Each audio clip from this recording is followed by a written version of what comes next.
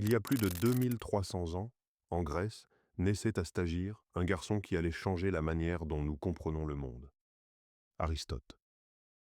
Fils du médecin du roi de Macédoine, il grandit entouré de soins et d'observations sur la vie, une enfance qui forgera son goût pour l'étude du vivant. À 17 ans, il part pour Athènes, le cœur battant de la philosophie, pour rejoindre l'Académie de Platon. Pendant 20 ans, il apprend, discute, conteste parfois son maître. Mais à la mort de Platon, Aristote quitte Athènes. Il voyage, enseigne, s'ouvre à d'autres cultures avant de revenir pour fonder sa propre école, le lycée. C'est à cette époque qu'il devient le précepteur du jeune Alexandre, futur Alexandre le Grand. Un philosophe qui forme un conquérant. Voilà comment Aristote se retrouve au carrefour des idées et des empires.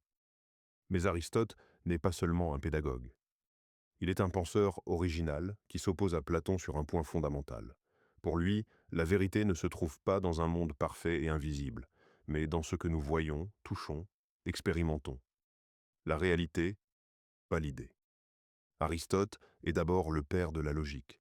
Avec lui naissent les premiers syllogismes, ces raisonnements rigoureux qui permettent de relier des idées de manière infaillible. Il développe aussi la théorie des quatre causes pour comprendre tout ce qui existe.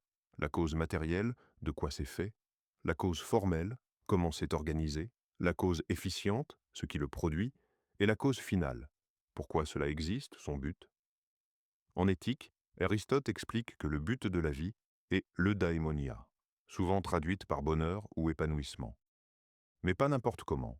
On y parvient en cultivant la vertu, en trouvant la juste mesure, cet équilibre entre l'excès et le manque. La liberté, pour Aristote, c'est d'apprendre à viser ce milieu. En science, il est le premier à classifier le vivant.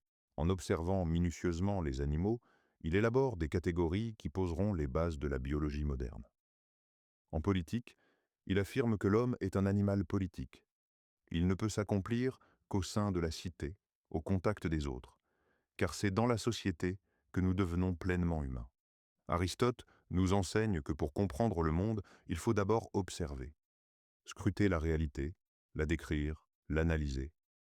Sa méthode reste aujourd'hui la base de la science. Et toi, quand tu veux comprendre ce qui t'entoure, est-ce que tu regardes vraiment? Dis-moi tout dans les commentaires.